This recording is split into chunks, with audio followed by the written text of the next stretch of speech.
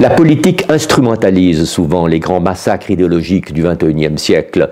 Récemment, le gouvernement français a criminalisé la négation du génocide arménien. Ces temps-ci, on entend le gouvernement d'Israël qui évoque souvent la Shoah pour préparer l'opinion, d'une certaine façon, à une éventuelle attaque sur l'Iran.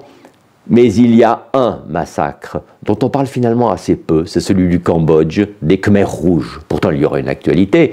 Le principal tortionnaire, Douche, vient d'être condamné à la perpétuité en seconde instance devant le tribunal spécial de Phnom Penh. Entre 1975 et 1979, 1 700 000 personnes ont péri. Ce chiffre paraît inouï, c'est le tiers de la population d'alors.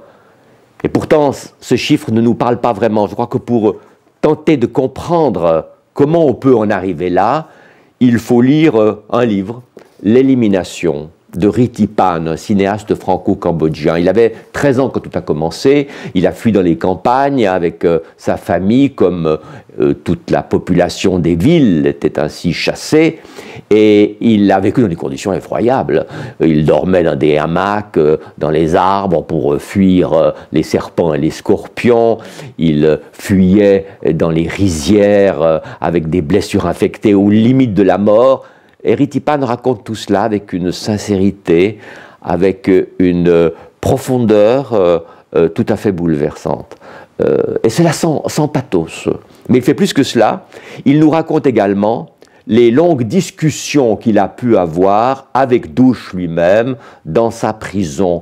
Il tente là un dialogue impossible parce que cet homme a été englouti dans une idéologie extrême, d'où tout sens humain a disparu. Le sens même des mots s'enfuit.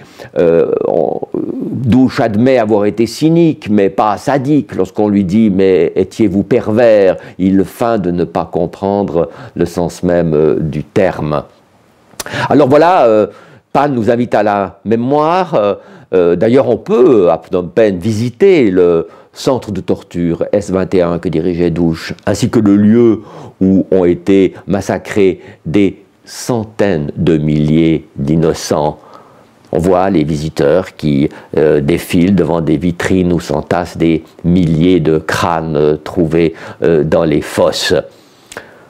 Au fond, pourquoi avons-nous un peu de peine à affronter ce souvenir? Peut-être aussi parce que beaucoup de nations ont été complices de ce régime. La Chine, la Russie, les États-Unis, la France dans une certaine mesure, les Nations Unies qui sont restées très longtemps silencieuses et passives.